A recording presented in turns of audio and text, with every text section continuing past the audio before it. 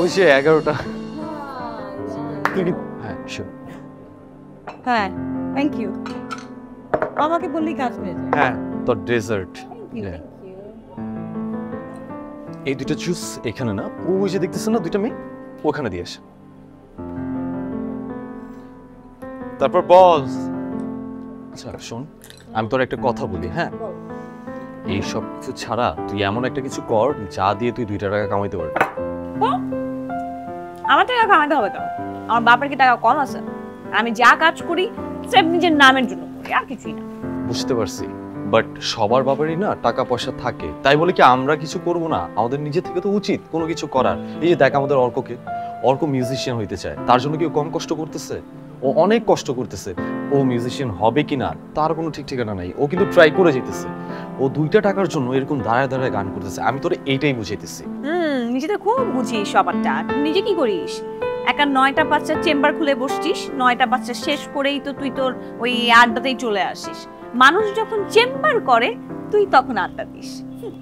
তাও তো আমি তো কিছু না কিছু করতেছি, আমি তো বেকার না, তাই না? ইনফ্যাক্ট আমাদের ব্যাচের মধ্যে কেউ বেকার না, তুই শুধুমাত্র বেকার। তুই নাকের মধ্যে তেল দিয়া খালি ঘুরে বেড়াস।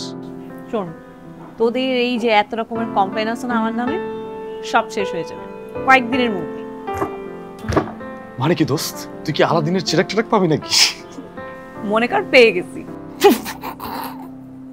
এই স্টুপিডের মতো হাসছিস কেন?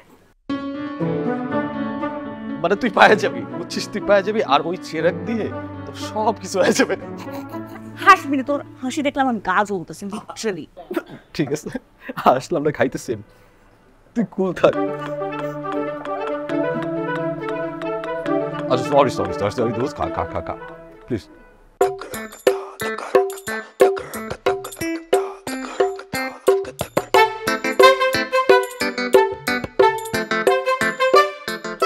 মামা তুমি এদিকে কি করো? আমি এদিকে ওই যে বরযাত্রী আসবে তাকে নিয়ে আমি ভিতরে প্রবেশ করবো, সেই জন্য দাঁড়ায় আছি অমুকে এখন। সিরিয়াসলি বিয়ের শাদীর দাওয়াত ধরছো? ও বিয়ের শাদীর দাওয়াত ধরলে ওইখানে যদি গান গাই তাহলে একটু বাড়ায় দিতে হবে। হ্যাঁ তো দিতেই হবে বাড়ায়, তাই না?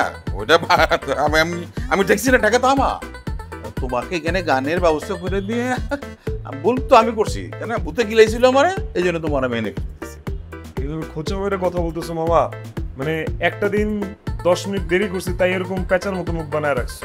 অন্যদিন যে আধা ঘন্টা 1 ঘন্টা বেশি গান গাই, মানুষ রিকোয়েস্ট করলে যে ইচ্ছা মতো গান গাই, সেগুলো তো কিছু না, তখন মুখ আওয়াজ বের করো। কি আওয়াজ বের করবো? আমি আমার কোনো আওয়াজ দরকার নাই। আমি একটা কথা তোমার বলে দেই অর্ক,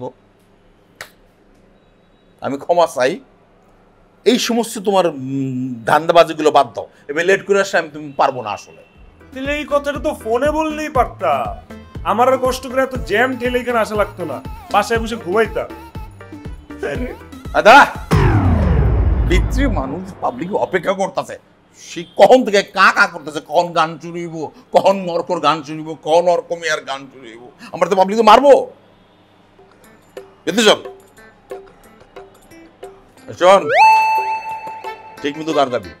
আমি কিন্তু তোর বাপের শালা, তোর না, বুঝছো মামু?